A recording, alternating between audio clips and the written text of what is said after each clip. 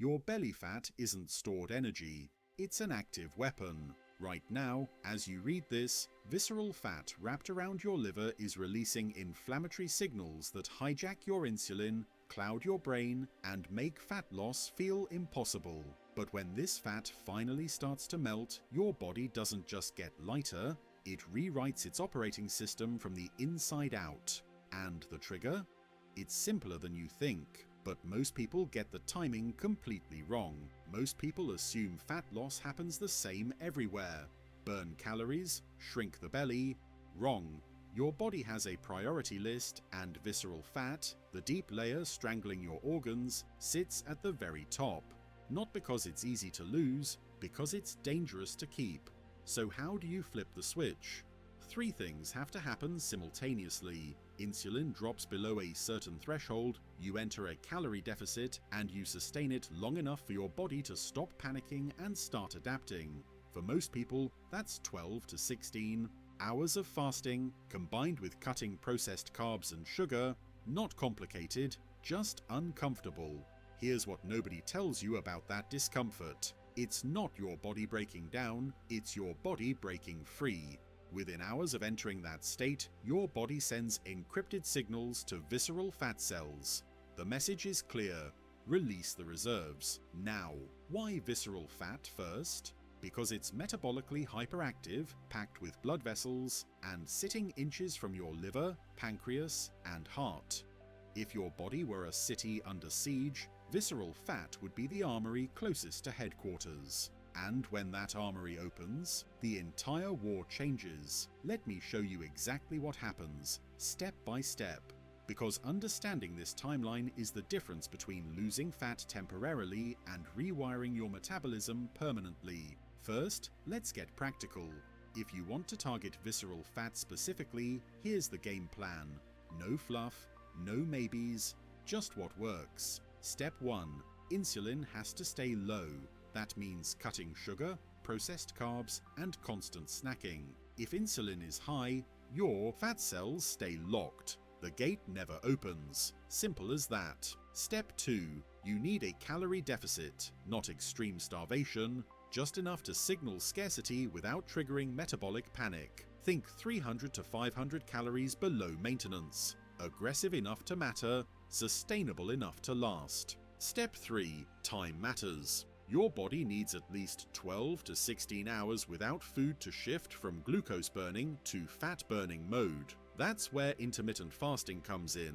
Not because it's magic, because it works with your biology, not against it. And step 4. This is where most people screw up. You have to sustain it long enough for adaptation. 2 days isn't enough. 2 weeks starts showing changes. 2 months, your body rewrites its entire metabolic playbook. Now, what's actually happening inside you during those weeks? This is where it gets wild. Within hours of entering a fasted state, your body starts dismantling visceral fat cells. Inside these cells, triglycerides are broken down into free fatty acids and glycerol. Think of it like unlocking a vault that's been sealed for years. Suddenly, energy floods your bloodstream like tiny fuel trucks delivering power to muscles, organs, and your brain. But these molecules aren't just fuel, they're chemical messengers, signals, telling your entire metabolism the crisis is over, we can stop hoarding now. Your liver is the first responder. For years, it's been drowning in glucose and inflammatory signals, constantly overloaded. But now, as visceral fat releases its stores, the liver shifts into a completely different mode. It ramps up fat-burning enzymes, increases ketone production, and starts filtering blood with a precision it hasn't had in years. Here's the part that shocked me when I first learned it. Your liver doesn't just process fat, it converts it into ketones, clean-burning molecules that power your brain more efficiently than glucose ever could. No sugar crashes, no afternoon brain fog, just steady, reliable energy. At the same time, insulin levels crash. And this is the key that unlocks everything else. High insulin is like a locked gate around your fat cells. Nothing gets out. But as visceral fat melts and insulin drops, that gate swings wide open. Your body can finally access stored energy without fighting hormonal resistance every single step. Wait, so this isn't just about calories? Exactly. It's about hormonal permission. You can eat less and exercise more all you want, but if insulin stays elevated, your fat cells never get the signal to release. That's why some people starve themselves and still can't lose belly fat. They're fighting biology with willpower, and biology always wins. But here's where things get uncomfortable. And I need you to understand this, because it's where most people quit right before the breakthrough happens. As visceral fat breaks down, it doesn't just disappear, it releases stored toxins, pesticides, heavy metals, synthetic chemicals. Your body has been locking these away in fat cells for years. Suddenly, they're flooding your bloodstream, and your liver and kidneys are working overtime to flush this metabolic debris. You might feel tired, maybe a little foggy. Your skin might break out. You could feel irritable or sluggish. That's not failure, that's deep detoxification happening in real time. It gets messy before it gets better. Think of it like renovating a house. You can't remodel without making a mess first. Dust everywhere, tools scattered, chaos. But on the other side, a completely upgraded system. So if you're a week into cutting sugar and fasting and you feel worse before you feel better, don't panic. That's the toxic load clearing. Most people interpret this as their body rejecting the change. In reality, their body is finally performing the cellular spring cleaning it's needed for years. How long does this phase last? Usually 1 to 2 weeks. Then, almost overnight, something shifts. The fog lifts, energy stabilizes, cravings vanish. That's when you know the detox is complete and the real transformation begins. Around the same time, something remarkable unfolds in your gut. And this is the part that changes everything, not just for fat loss, but for your mental health, mood, and sleep. Visceral fat has been pumping out inflammatory signals for years. These molecules keep your gut microbiome in a state of low-grade warfare. Good bacteria struggle, bad bacteria thrive, digestion becomes sluggish, bloating, gas, irritability, all signs that your gut is under siege. But as visceral fat recedes, inflammation drops, and your gut microbiome throws a celebration. Beneficial bacteria like lactobacillus and bifidobacterium start multiplying. These aren't just digestive aids. They produce serotonin, the neurotransmitter linked to mood, calm, and sleep. Here's the kicker. Up to 90% of your body's serotonin is made in the gut. Not the brain, the gut. When visceral fat finally retreats, your mental health gets an unexpected upgrade. Less bloating, better sleep, clearer thoughts. That's the gut-brain axis coming back online. Your gut sends signals to your brain saying, "Hey, we're safe now." And your brain responds by dialing down stress and letting your body rest and repair. I know this sounds almost too good to be true, like I'm overselling it. But this is straight biology. When inflammation drops, your entire nervous system recalibrates. You're not just losing fat, you're restoring communication between your gut and brain that's been disrupted for years. Before we go deeper, quick check-in. If you're still watching, you're already ahead of 90% of people who clicked this video. Most left after 2 minutes because they didn't want to hear the hard truth. But you're here because you want real answers, not shortcuts. So let me show you what happens next. Once the detox clears and your gut stabilizes, your body enters what scientists call metabolic flexibility. This is the ability to switch effortlessly between glucose and fat as energy sources, and it's one of the most important signs of long-term health.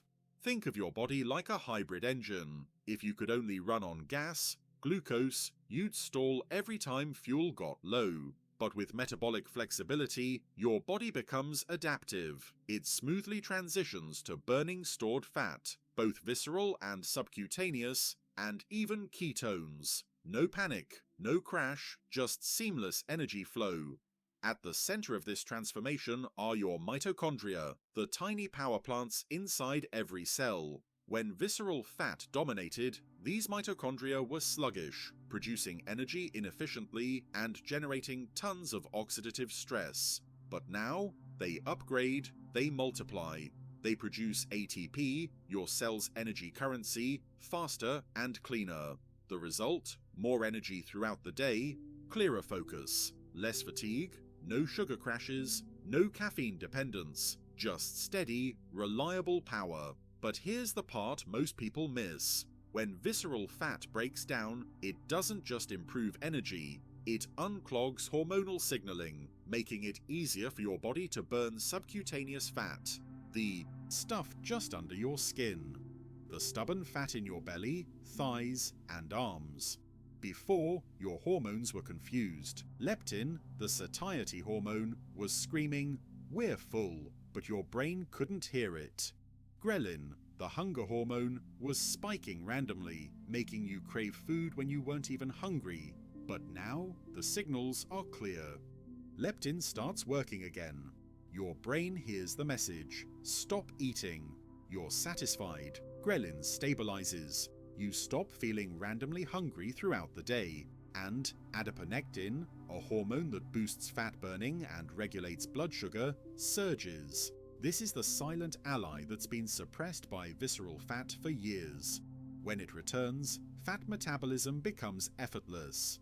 You're not fighting cravings. You're not relying on willpower. Your body is working with you, not against you.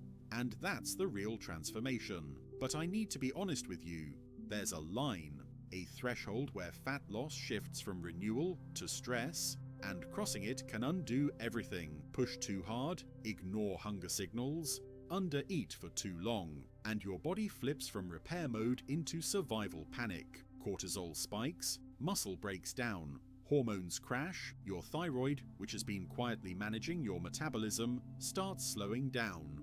T3 levels drop, body temperature dips, energy fades. This is metabolic. Adaptation. Your body's way of saying, if food is this scarce, we need to conserve everything.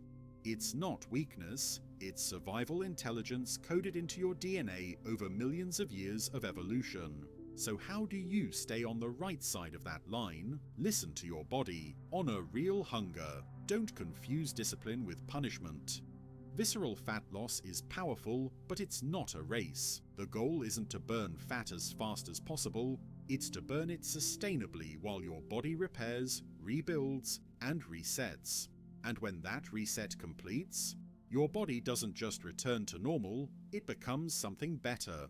Insulin sensitivity improves, inflammation stays low, your appetite stabilizes, you stop craving sugar because your brain is no longer stuck in a glucose dependency loop. Food becomes fuel, not comfort or obsession. And here's the most important part. Your biological set point shifts. Your body no longer feels the need to hoard visceral fat like a bunker for hard times. It trusts its environment. Clean nutrition, low stress, metabolic safety.